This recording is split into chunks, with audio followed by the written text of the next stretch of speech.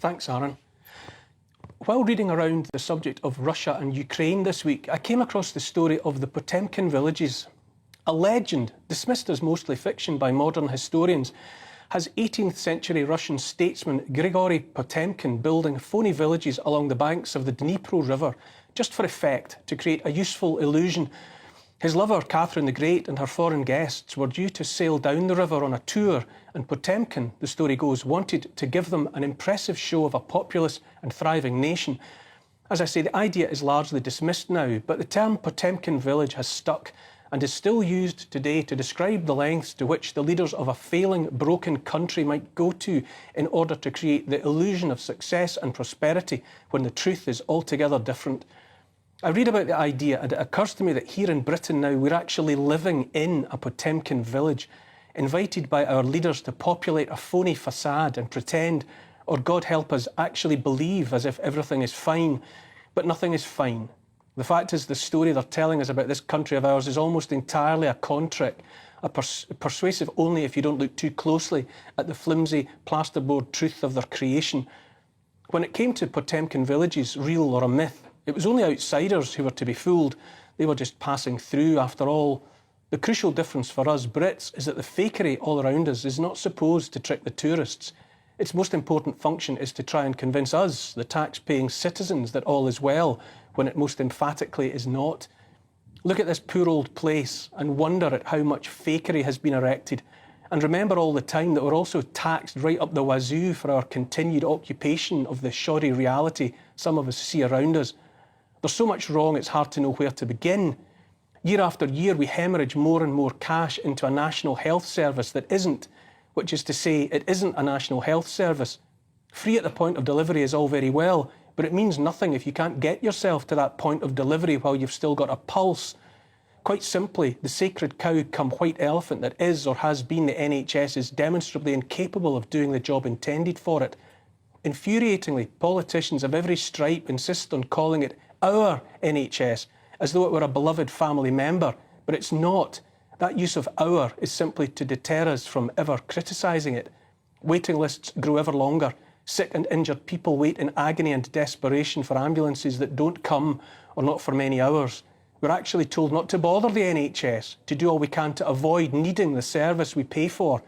And so trusting people obey, suffering in silence in their homes, not reporting their health concerns to their GPs, the lumps, the stubborn coughs, the blood, putting off the call for help that might save their lives until it's too late.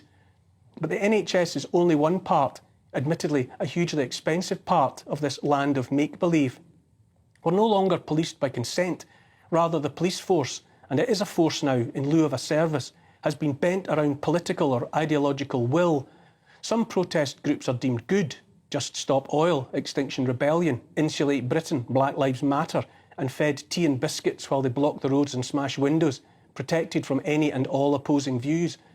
Others espousing opinions that fly in the face of the latest ideological kink or political diktat.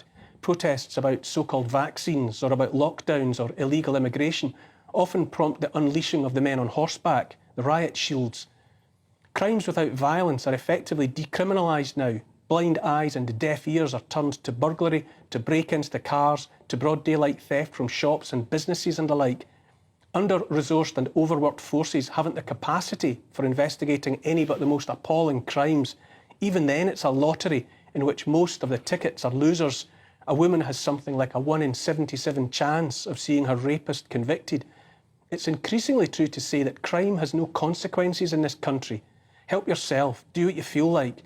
And if you do have the astonishing bad luck to actually get arrested, why not just self-identify as innocent?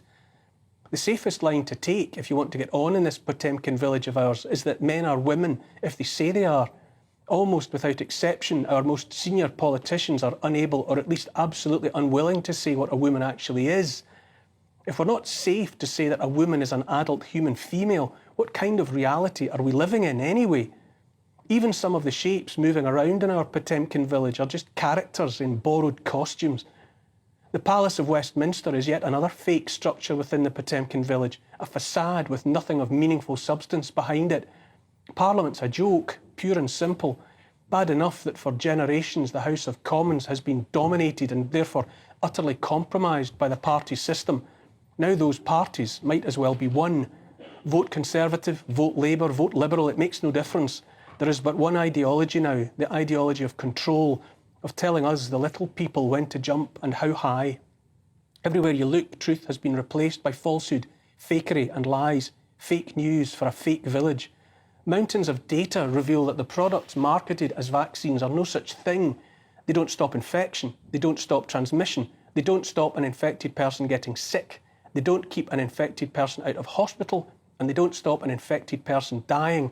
By any measure, those products released under emergency use authorisation and demonstrably the cause of countless deaths and injuries are at best a facade, a front, an optical illusion intended to make the masses move in the direction desired by the leaders.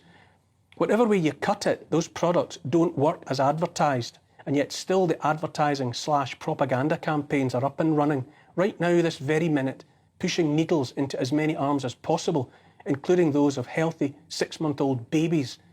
Talking heads still trumpet the nonsense that the vaccine rollout was an unqualified success.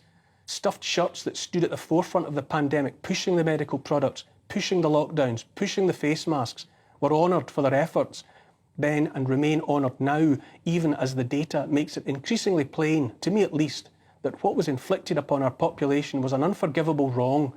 Fake knights of the realm for our Potemkin Village. Prime Minister Rishi Sunak, elected by none of us and therefore a fake Prime Minister, has promised to halt the flow of illegal migrants onto British shores.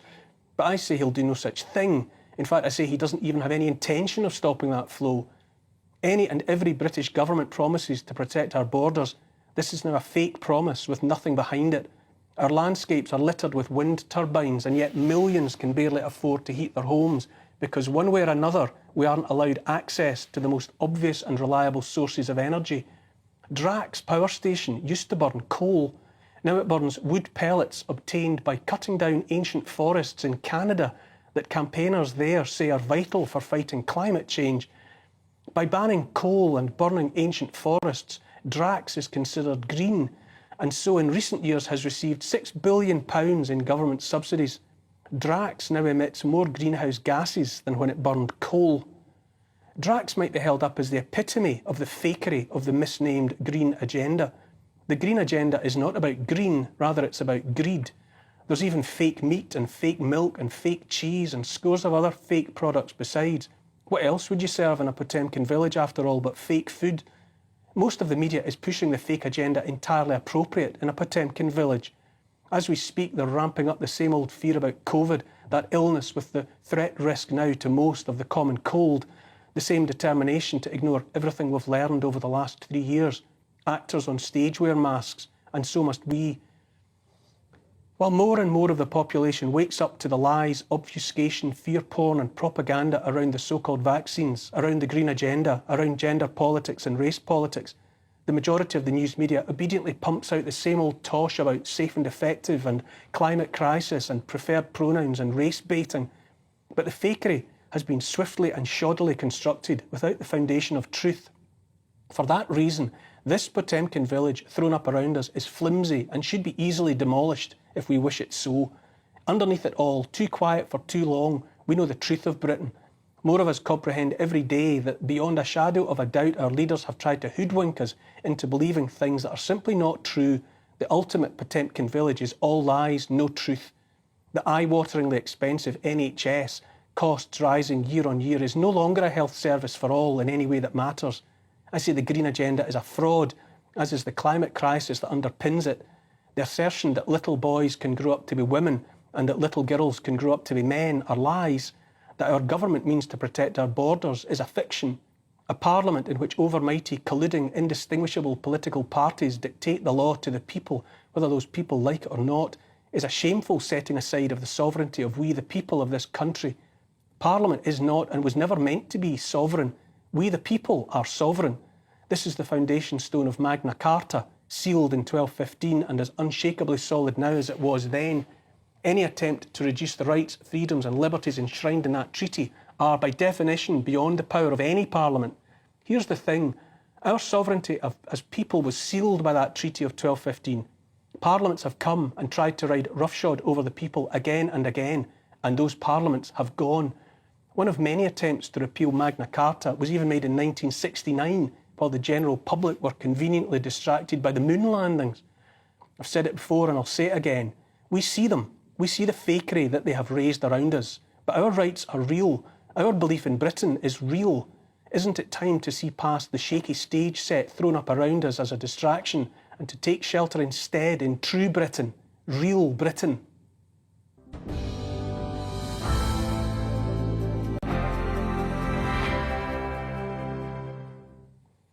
All of that is my opinion, of course, and you're free to disagree. Keep your tweets and emails coming all through the show. You can email gbviews@gbnews.uk. You can tweet me as well @gbnews, and I'll try to get to your comments later in the show. Let's meet my panel.